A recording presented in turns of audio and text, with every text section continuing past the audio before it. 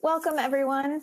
My name is Annie Rogers, and on behalf of the ADDitude team, I'd like to thank you for joining today's ADHD Experts presentation titled New Year, New Strategies, Helping Students with ADHD Plan, Persist, and Achieve Their Goals. Leading today's presentation is Anne Dolin. Anne is the president and founder of Educational Connections, a company that specializes in helping students with ADHD and executive function issues to build confidence through virtual one-to-one sessions. Anne is a former public school teacher who holds a bachelor's degree in child psychology and a master's degree in special education from Boston College. She has spent more than 25 years in education, teaching and tutoring students from kindergarten to college. She founded Educational Connections in 1998. Her team now includes 125 highly credentialed and caring subject tutors, test prep tutors, and executive function coaches.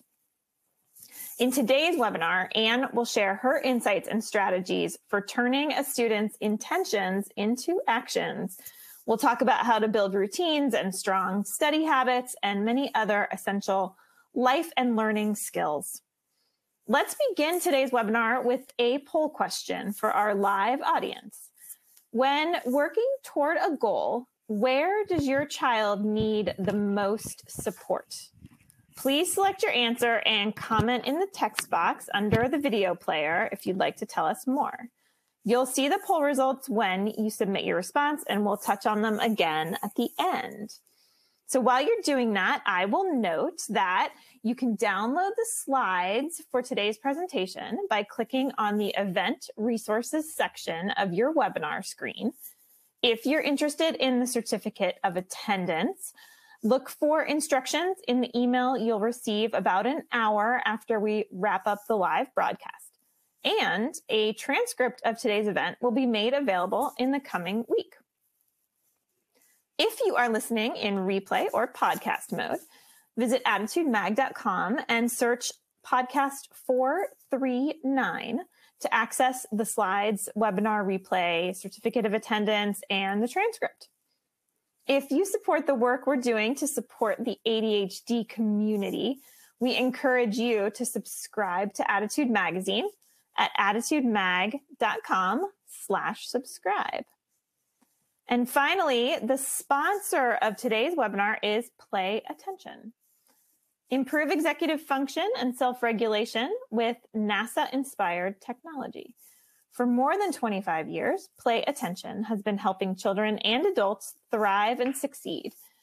Tufts University School of Medicine found Play Attention significantly improved attention, executive function, academic performance, and behavioral control for students with ADHD. Your program will include a lifetime membership and a personal executive function coach to customize your plan along the way. Home and professional programs are available. Call 828-676-2240 or click the link on your screen to schedule your free one-on-one consultation. You can visit playattention.com to learn more. ADDitude thanks our sponsors for supporting our webinars. Sponsorship has no influence on speaker selection or webinar content. So without any further ado, I'm so pleased to welcome Anne Dolin. Anne, thank you so much for joining us today and for leading this discussion on turning intentions into action. Well, thank you so much for having me. It's really a pleasure to be here talking about new strategies in 2023, helping kids with ADHD plan, persist, and achieve their goals. As you mentioned, my name is Anne Dolin, and for the last 25 years, my team and I have been helping kids with ADHD to do better in school. And every day, parents call our office looking for help for their kids. And sometimes they need a tutor, like in math or science or English or writing. Sometimes they need an executive function coach, and that is somebody who specializes in organization, planning, reducing procrastination. Sometimes it's a little bit of both, but what every parent or caregiver has in common is that they are stressed out when it comes to academics. And at this time of the year, they're also saying a little prayer and crossing their fingers that 2023 is going to be better than all the others. So when we think about 2023, we all have great intentions, and especially people with ADHD, both parents and kids. Here are things that kids say about the new year. Oh, Mom, I'm going to wake up and get ready for school on time this year. I promise you won't have to remind me. I'm going to turn in my assignments. You won't have to nag. I've got it under control. On the other hand, parents are saying to themselves, okay, this year I'm going to remain calm and work to communicate better with my kids. Or I'm going to criticize less and focus more on the positives. So we all have intentions for 2023.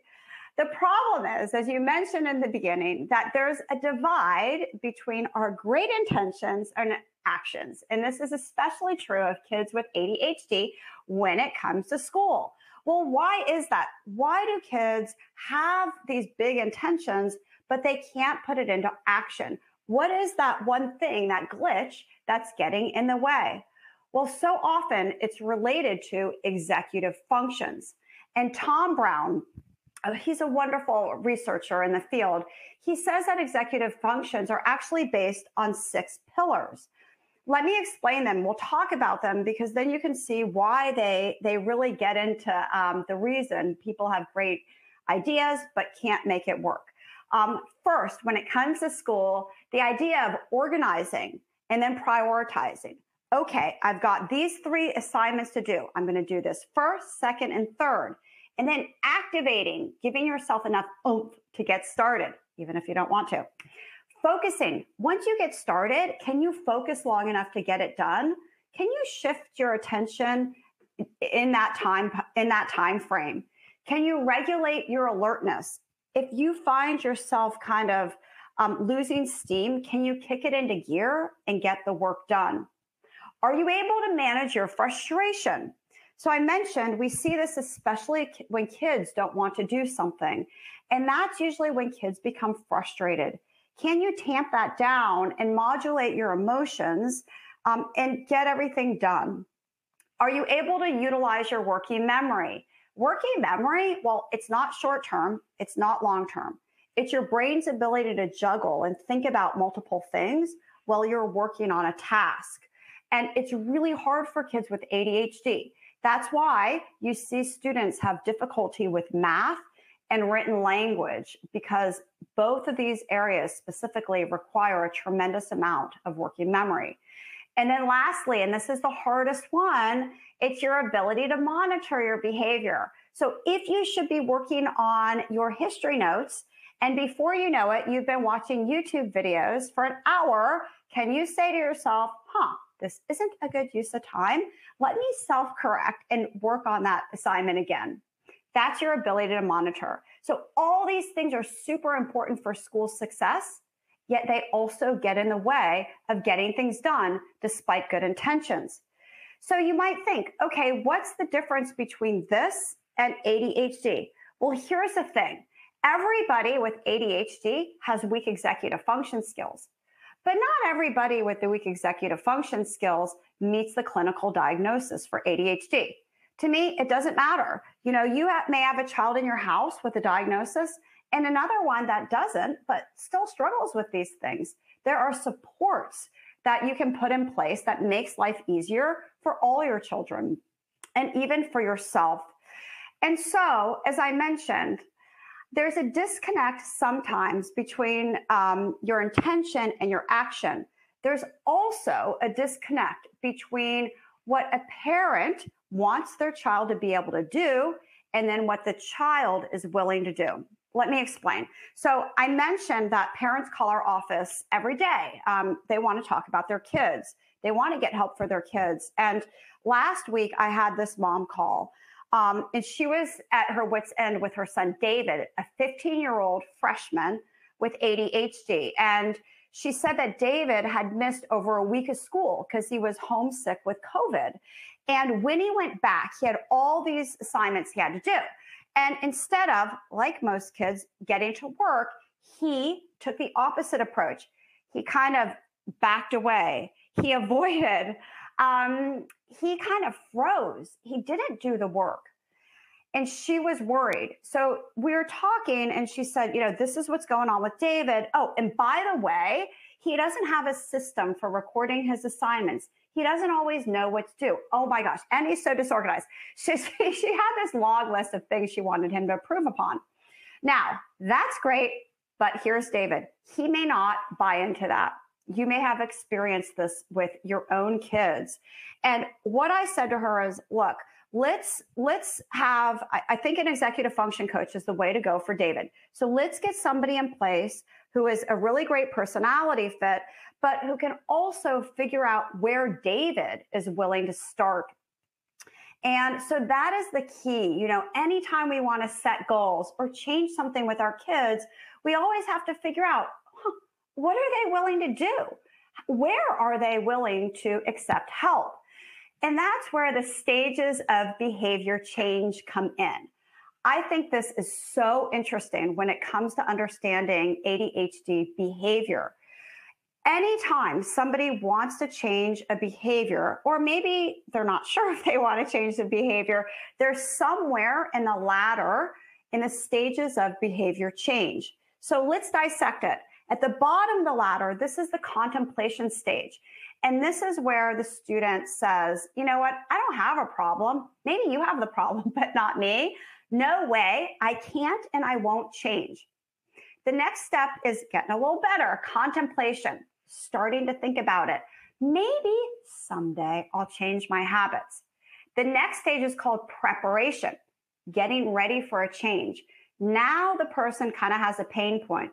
All right, starting tomorrow, I'm going to try a new way. I don't want to feel like this anymore. Then there's action. Every day, I'm building this new habit. You're actually working through the strategy. And then once you're practicing all the time, you're in this maintenance phase. I have a new way of working now. And this is when you've developed a new habit. So for David, Mom, one of the things she wanted was for him to be able to record his assignments, know what he had to do. And he was actually in the pre-contemplation stage with that skill.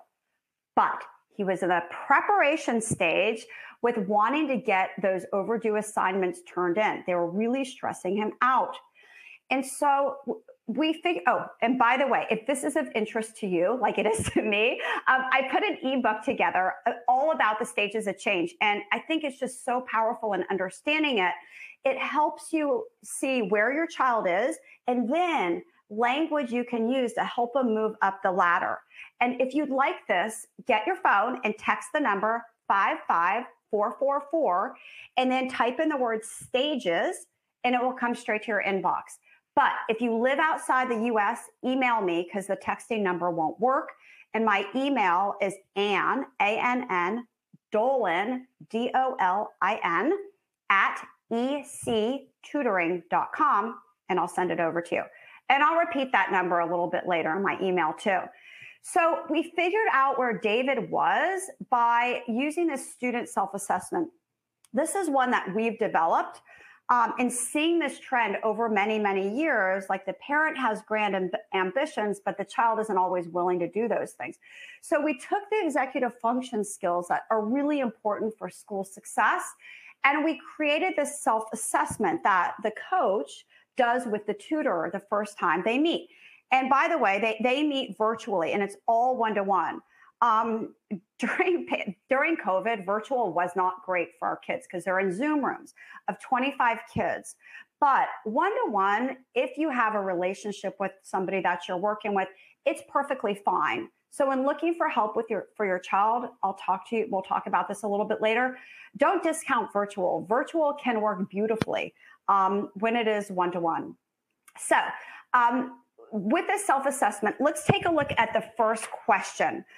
When it comes to recording daily assignments, here are the options for the student. I have my own way of remembering assignments. Even though I may miss some due dates, I don't need a new way of keeping track. This child is in pre-contemplation if they pick that answer. Here's the next one. I struggle with this, but I can improve on my own if I need to. They're further up the ladder. They realize there's a little bit of an issue. Here's another one. I struggle with this and I may be interested in learning new strategies. And then this is difficult for me. I would love to learn new strategies. It helps us to understand where the student is. Let's take a look at the next one. When preparing for a test.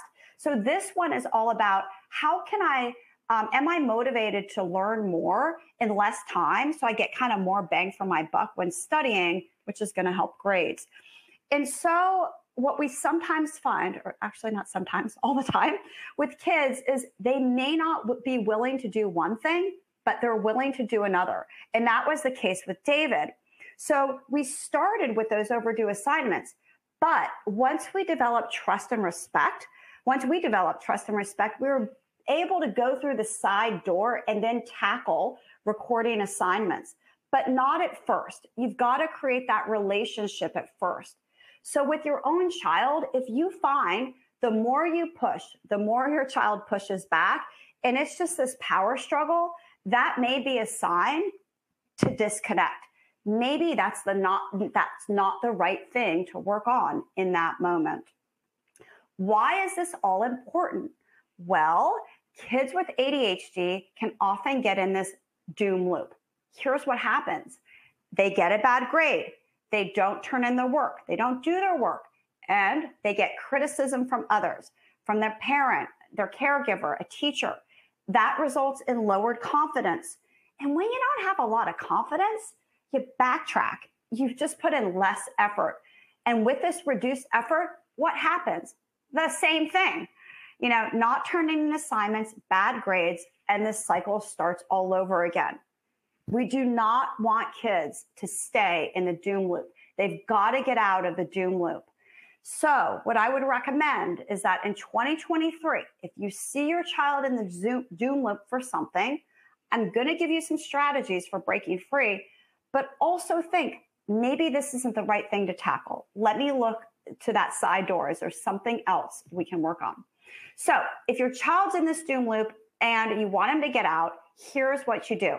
Or I'll tell you what we do. And then this can give you information for how to tackle this at home.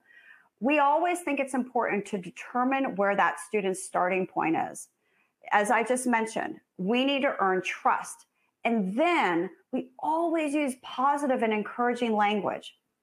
I once saw a study that kids with ADHD receive about 80% negative feedback in school. That's a lot. No wonder kids don't love school. They don't always want to do the work. What if we shifted that narrative in those after school hours? That feeling of positivity creates motivation and a wanting to learn. And then lastly, we always want to be a good listener.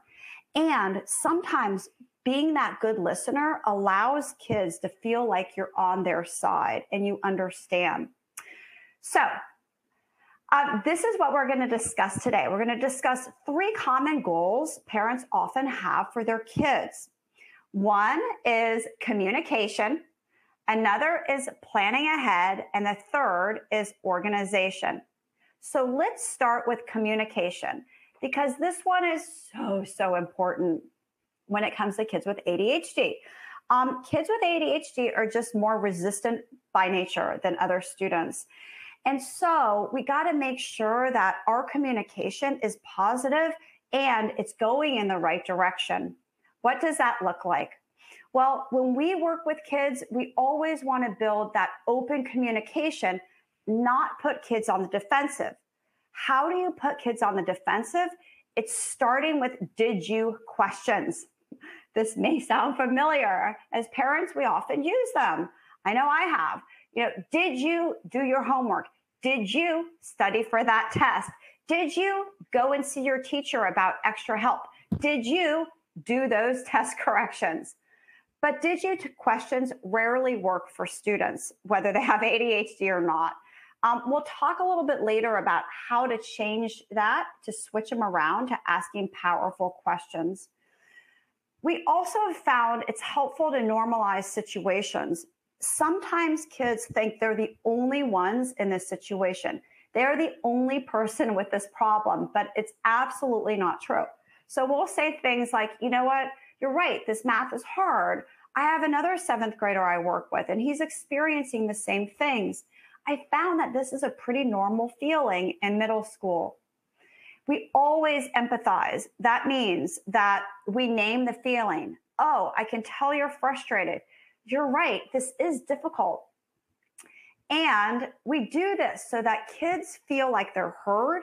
And when they feel like they're heard, they're often much more likely to be invested, to co-own the situation. So when we get started with kids, and I would recommend this for parents too, take the read the room approach. Just like if you want to talk to your child and they're in their room, you wouldn't barge in and swing the door wide open and say, hey, Johnny, we need to talk. No. Instead, you would probably knock softly and say, hey, is this a good time? So when we're about to present a strategy, we do the same thing. We'll say, hey, would you mind if I shared my thoughts on this with you? Oh, would today be an okay day for us to take a look at this? And then maybe once we've practiced the strategy, we might say, could this be a technique you would actually use? I'm also a big believer in 2 words, and they are, I've noticed. I've noticed are kind of magic words in so many situations with kids, with teachers, with our family members. Here's how I've noticed works. Let's say that your student is not doing well in school and it's only January, and you log on to their portal and say that they've got 5 overdue assignments and we're only a couple weeks into the quarter. And you say, listen, Jimmy, I can't believe this. I just logged into your portal and you've got 5 overdue assignments. What's going on? It's only January. How can you already be behind? Right away, putting kids on the defensive. But if you use those words, I've noticed, and said, hey, I've noticed it's hard to stay on top of your math work. All you're doing is observing something. You're observing what's observable. You're just noticing something. Maybe it's more specific. I've noticed equations are really hard. Tell me about it. And the reason you want to say, tell me about that, is so your child talks to you.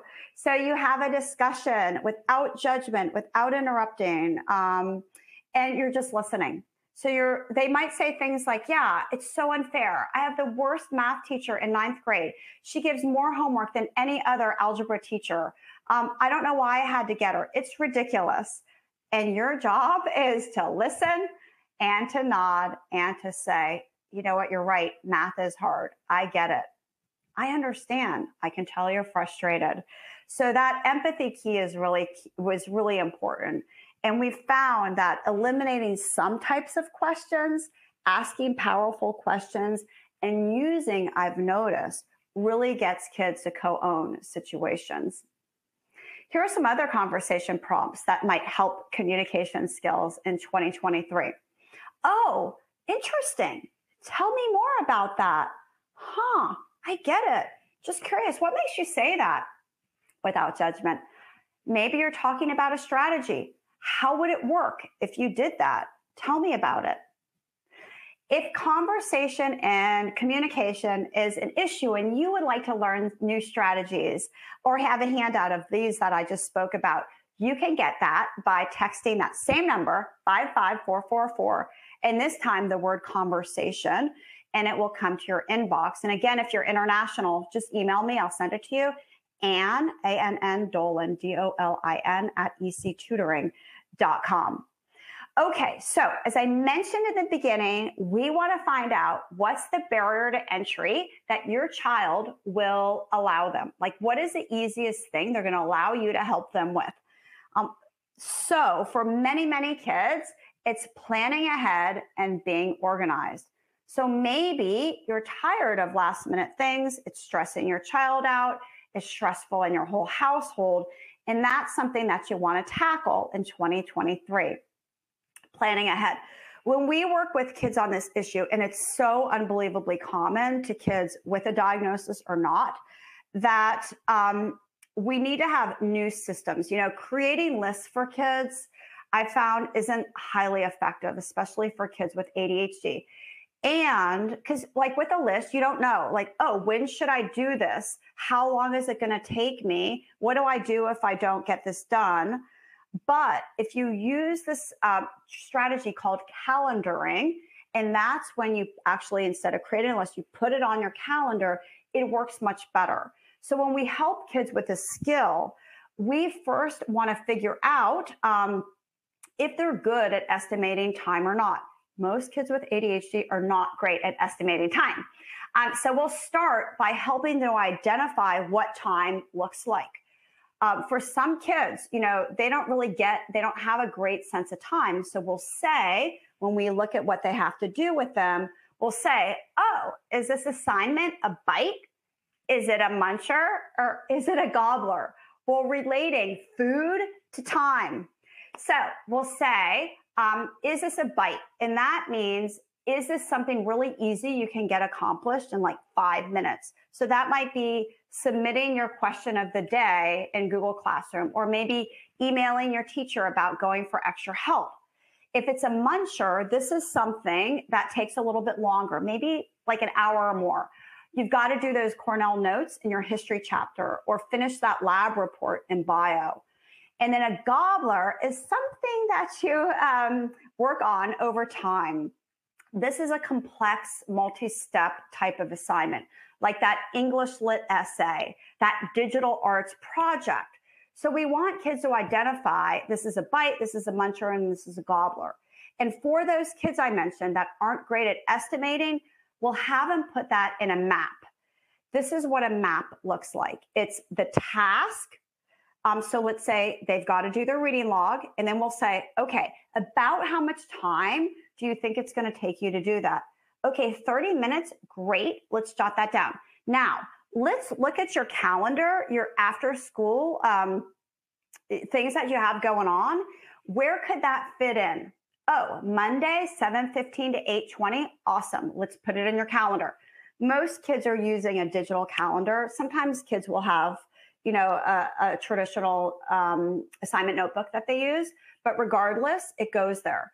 Sometimes we see kids that we're working on what they have to do, and it will go straight from their portal to their calendar. And on that calendar, it's not just that we'll put what's due, but if there's something big like a gobbler, we'll put that gobbler due date and then help them break it down into smaller components and put that into their calendar. But some kids can go straight to their calendar. Now, that's a little bit tricky for a parent. It's a strategy that we use. You can get similar results by doing something a little bit more simplistic at home. And I call this like a weekly preview. It can be part of a Sunday session. This is a time when you sit down with all the kids in your house, not just your kid with ADHD, but it might be where everybody gets together and you talk about the week ahead. The reason we want to preview with kids is, number one, when kids know what to expect, they have better behavior.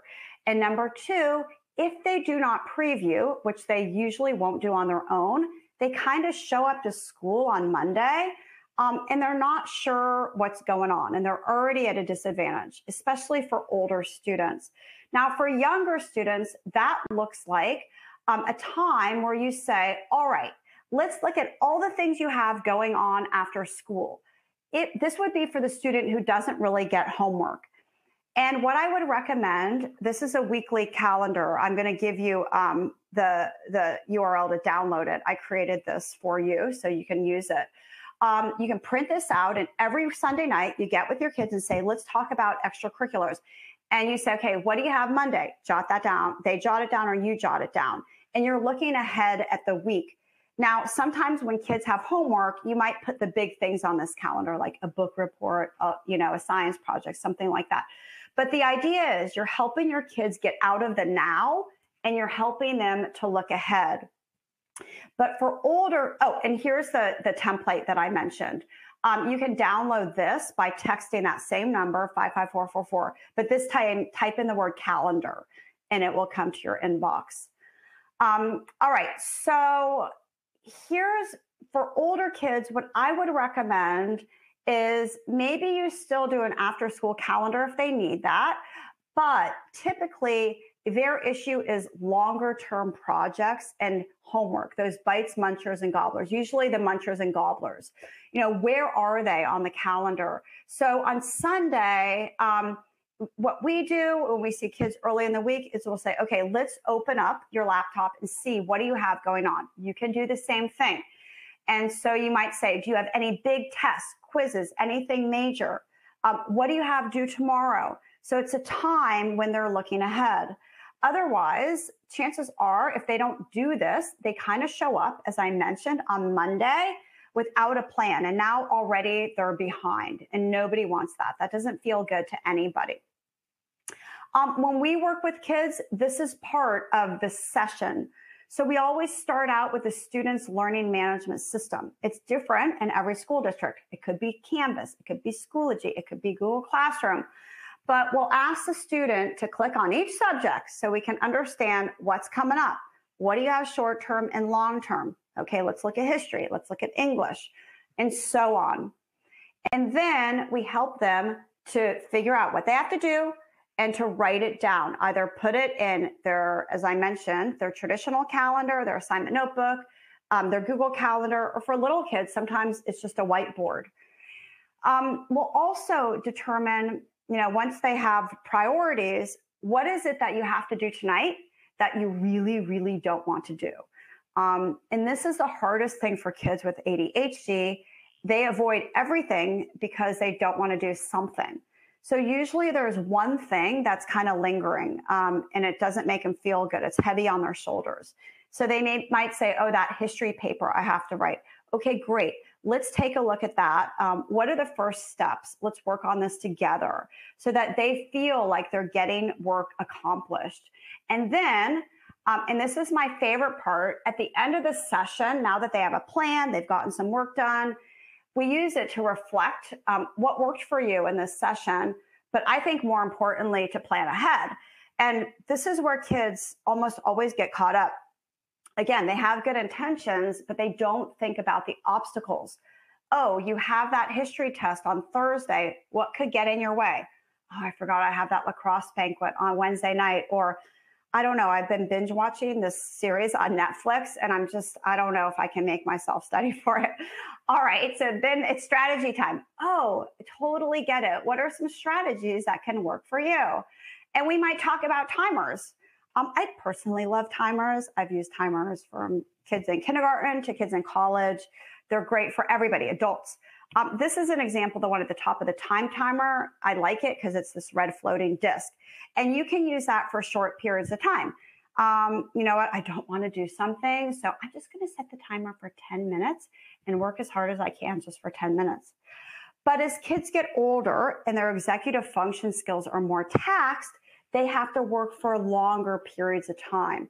And that's when a different strategy can come in, not just to get you started, but to sustain effort. And in the 80s, there was an Italian researcher who wanted to see, like, what is that sweet spot for focus and motivation and getting something done? Like, how long can you sustain effort? And he looked at all types of time. Is it 10 minutes? Is it a half hour? Is it an hour? Is it 90 minutes? And what he found is there's actually this sweet spot of 25 minutes. And he coined this method, the Pomodoro method. Again, he was Italian. Pomodoro in Italian is tomato. And he used this tomato timer in his research. And so we use that for kids.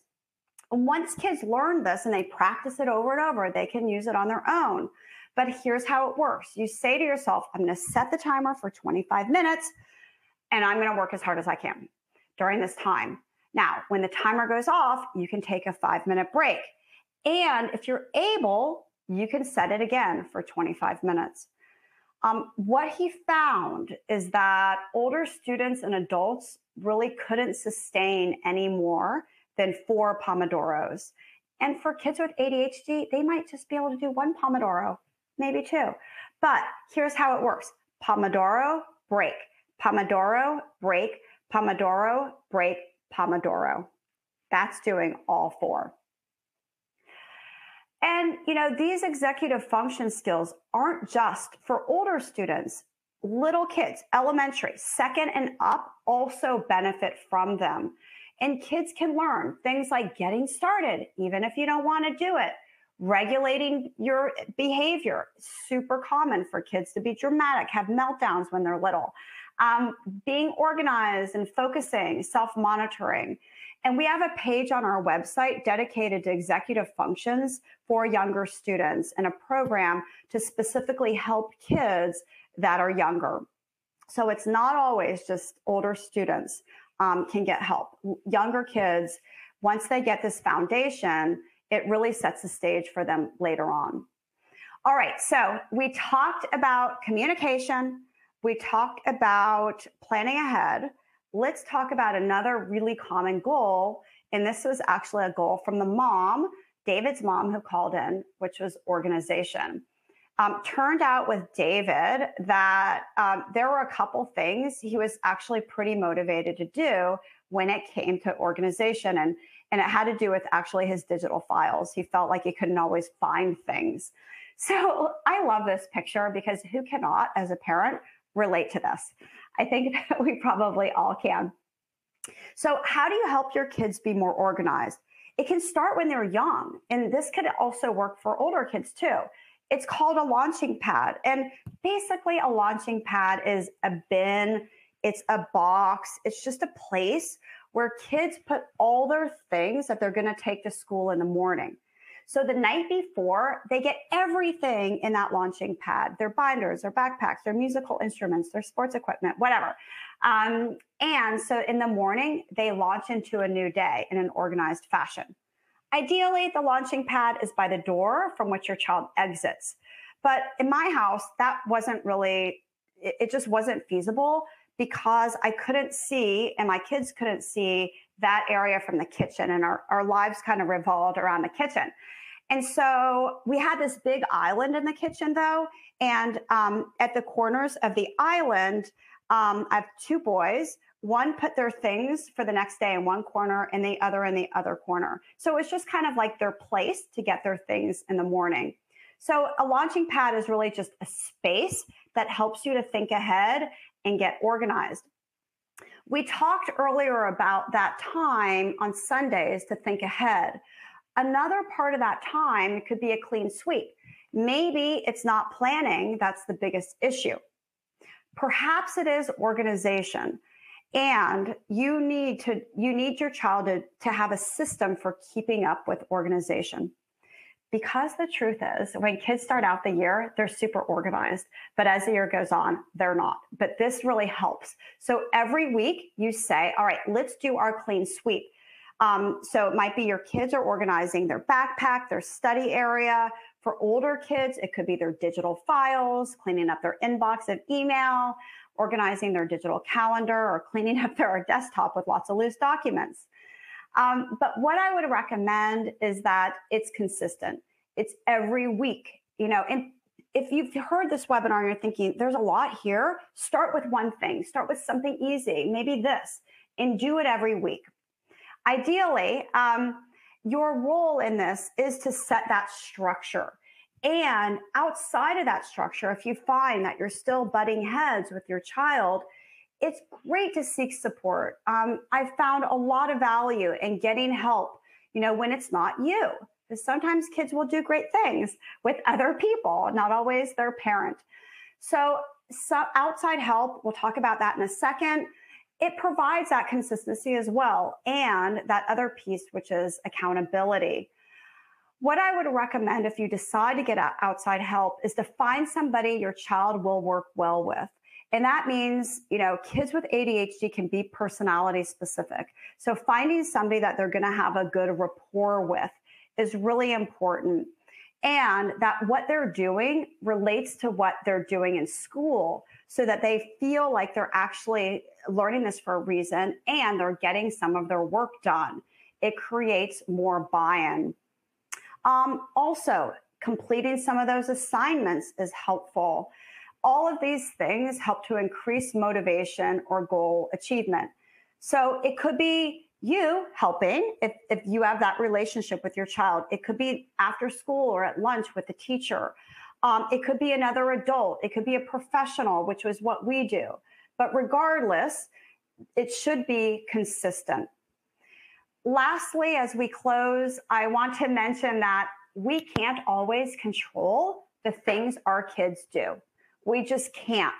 We can control what we do, and we can control the positivity we bring to the equation. We want to preserve relationships. Parenting a kid with ADHD is hard. It's difficult. But if we can, as much as possible, keep it positive, it will preserve our relationship later on. And then lastly, one more thing, if you don't mind, before we end, I mentioned that, as kids get older, executive function demands increase a lot. When they're little, it's kind of like, put those toys away. Keep that area of the living room organized. Don't forget your mitten and your gloves and brush your teeth. But as kids get older, executive functions are really taxed in academics. You've got these long-term assignments due. You've got competing demands from all these teachers. But there's no greater time this happens than when kids are thinking about college. And I found that with kids with ADHD, sometimes they're not sure. Should I be college bound? I don't know. And sometimes parents don't always have that conversation. But I would encourage you to have it early, starting in 9th grade, even if it's a question, college, have you started thinking about that? Setting a time to discuss. I created a checklist that can help you with that. In high school, what to do at each grade level. So in 9th grade, what should freshmen do to open up the dialogue and think ahead? Their sophomore year, their junior year, and finally their senior year. It is incredibly involved applying to college, and starting that earlier truly reduces a lot of stress.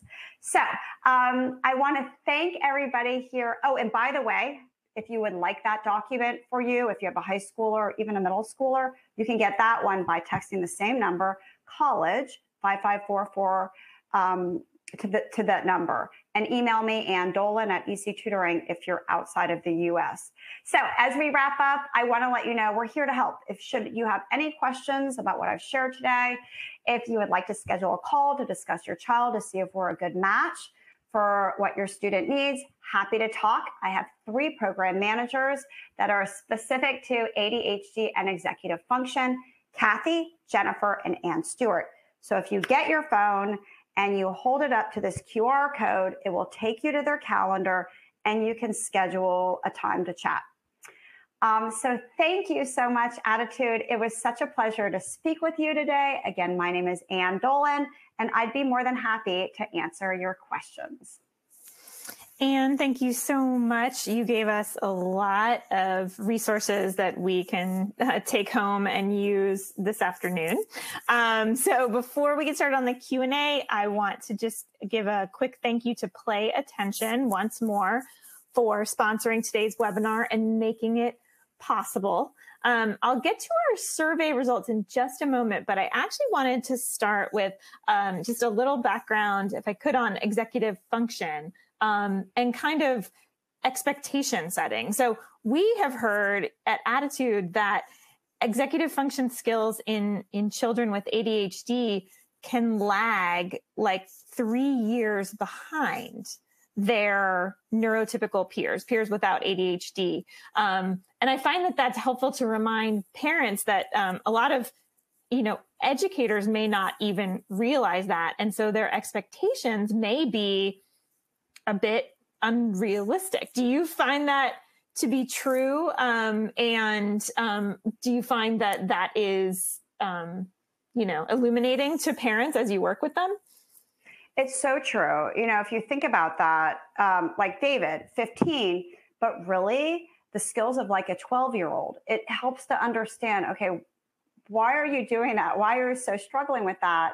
That would have been something these are things that you should know how to do.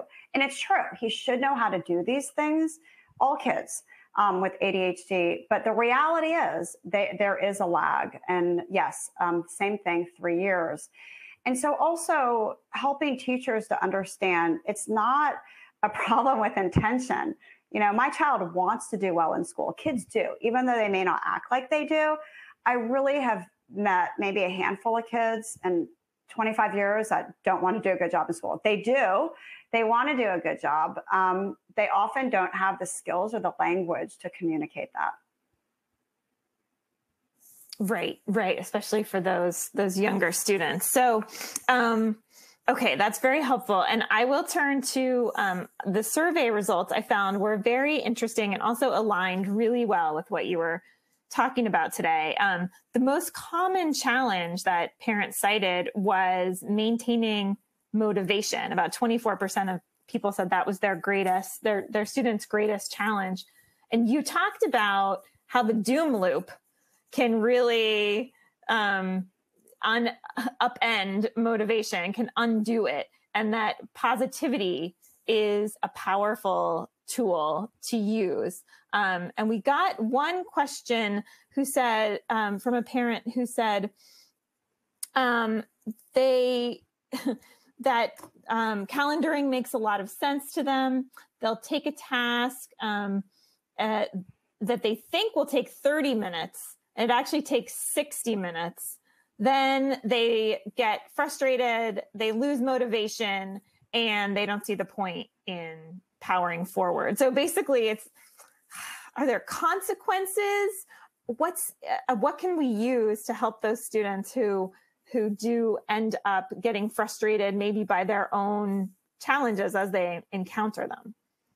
Yeah, I mean, part of that is, realizing that maybe how you see things as a student is a little bit different than what actually is happening. I had that situation. I don't know why I remember this so vividly, but I do. My youngest son has ADHD, and when he was in third grade, he had this Pueblo Indians project. And of course, he put it off, and he comes around to doing it, and he says, "Oh, this is going to take me a half hour." And it was this big poster project that it was like a total gobbler. It took many steps. And I said, "Oh, how do you figure that?" And he said, "Oh, I can, cut this out. I can do this in 10 minutes, this in 5 minutes." Well, it ended up taking him 3 hours. And I really wanted to swoop in and say, "Oh my gosh, you were so wrong. You're clearly estimating time incorrectly." But the next time I said, "Oh, so it seemed like it took longer than you thought." So the next time he had a big project that was a gobbler, I said, "Oh, based on what happened last time, how might you, what do you think is a good estimate for this?"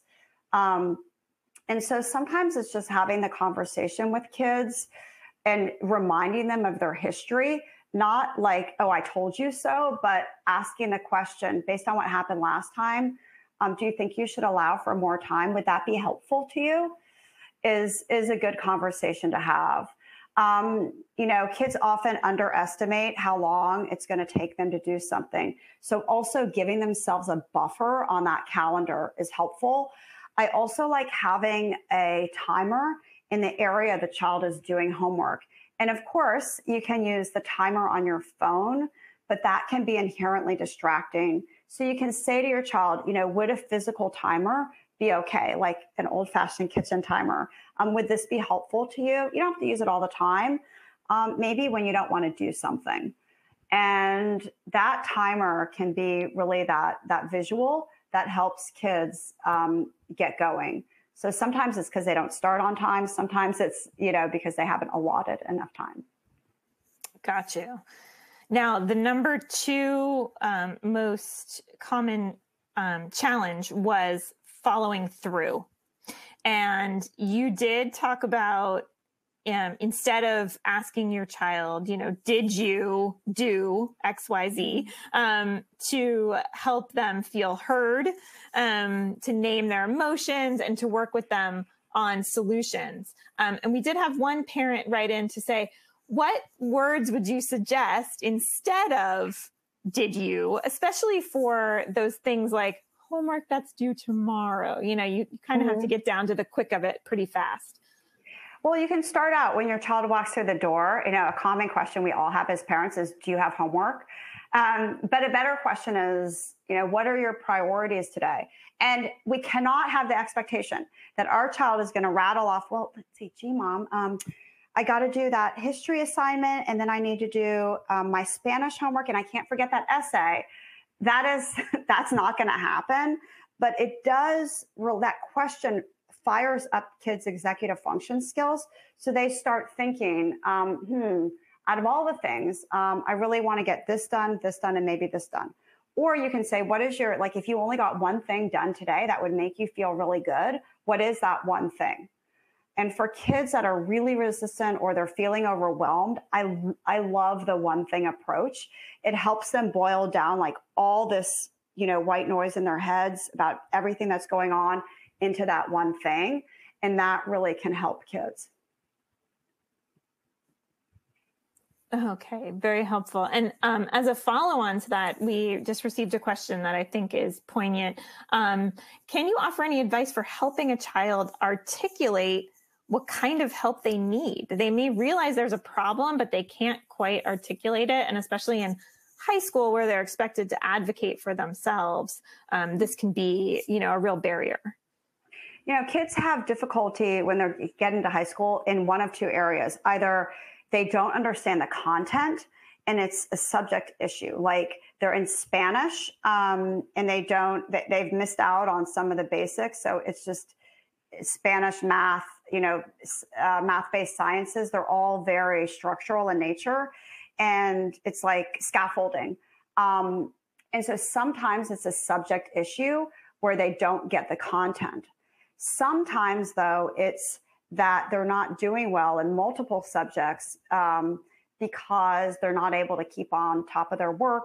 They're turning things in late. They're getting behind. It's more of an executive function issue.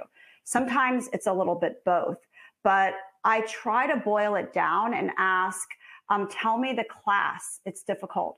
And you might see a pattern. You might see that when you talk to your child, it's really cumulative subjects that they're having difficulty in. And it's super common with kids with ADHD because I call these kids Swiss cheese students.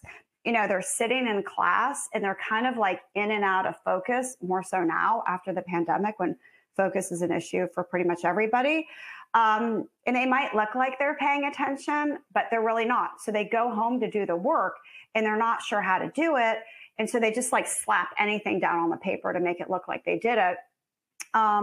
But the reality might be that they're missing out on some foundational information.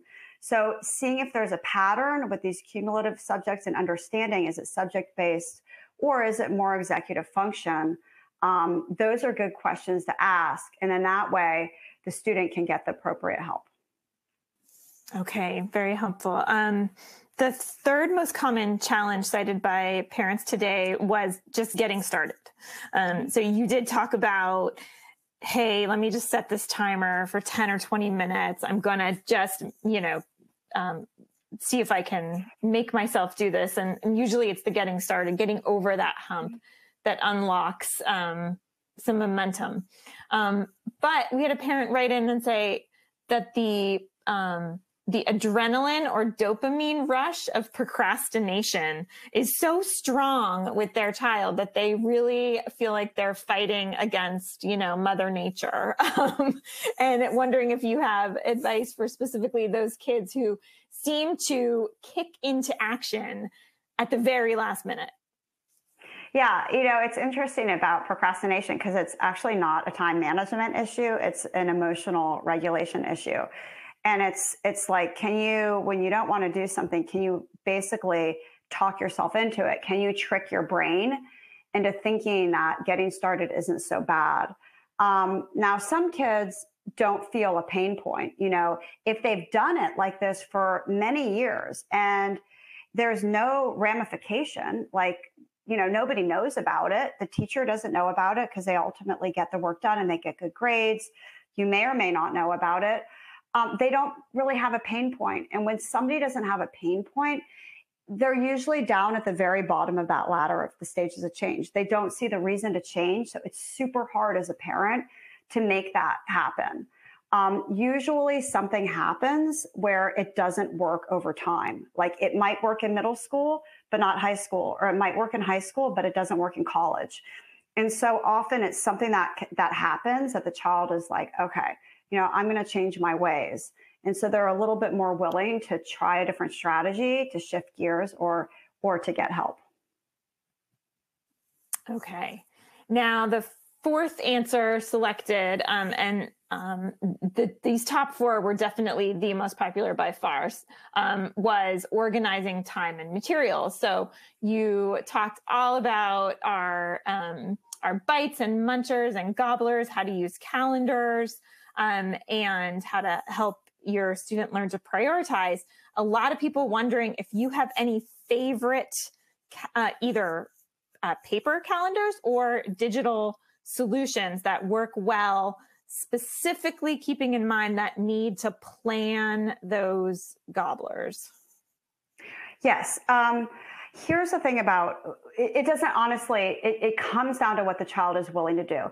I've tried to fight this battle. I tried to fight the battle, to be honest, probably for 15 years and working with kids. And it was a very common complaint from parents. Oh, Jimmy won't write his assignments down. He's got to have a system. And I would try, okay, let's try this, let's try that. And the kid wouldn't do it. And so if that's been a battle, it's maybe you work on something else and come back to that later, because there will eventually be a pain point. But for many kids, thinking about what is the best way to keep track, it usually is a digital calendar, because much of the software now will populate the assignments onto the calendar. So like if you have a digital arts project due on Friday and a teacher assigns it through the software, it will show up on your calendar due on Friday. The problem is that's all it says. It doesn't say, oh, okay, let's break this down for you. And why don't you do this on Monday, this on Tuesday, this on Wednesday? So really that's where the student needs help, is taking that and breaking it down. And there's no better place to do that. If it's already on your calendar, then you should do it on the digital piece. And so we often try to get kids to do things that we want or that have been successful for us, but I might, try a different way. But generally for older kids, it is the digital way that tends to be best. Okay. Yes. And it's, what works is what works. Okay. So taking a step back, we have a question from a parent who says that their high school student is just burned out on their parents trying to help them use a planner. And they seem to be really stuck in that pre-contemplative stage. It's clear to everyone else that they need to be using a planner, but they're really stuck. Any ideas on how to jostle them up the ladder? I think this is from a parent, so it could be that the only strategy you've tried is working, with the child yourself. So if that's the case, I might bring in somebody else to see if that makes a difference. But again, if the student doesn't have a pain point, it's a hard battle to fight. And it might be that, they're not going to keep a calendar, but maybe they'll do something with a whiteboard. I found a lot of success with whiteboards. It's not as powerful as putting everything on a calendar, but it's still a visual. And I think visuals are great. It could be that they have it in their study area and they just jot down their assignments that they have to do. Many kids like this approach because they like crossing it off. It gives them that little dopamine hit and they feel good. So I'd maybe suggest two things. Maybe somebody else is better in this situation. And perhaps, going down the same avenue again as, in my situation, I tried that for many years with kids and it wasn't successful. So I had to switch gears and figure out what they're willing to do. It might be they're willing to do something else. And they may take that direction better from somebody else as well. Yes, shocking that our kids might accept might accept advice and counsel. I can say that as the parent of a high school student, that sometimes it's just coming from another parental figure makes a difference. I'm going to squeeze in one last question, and that is, given your experience as a public school educator, a couple of parents wondering if you can advise them on advice for working with educators to help them understand exactly that point we made earlier about executive function not being a lack of wanting to succeed. Mm-hmm. Yeah, I mean, I actually do training for teachers, and you would think that everybody would know what executive functions are, how they manifest themselves in kids, what happens with ADHD kids in the classroom, but they really don't. And so, certainly you can provide an article that you found to be helpful and say, oh, I found this to be helpful. I wanted to pass it along.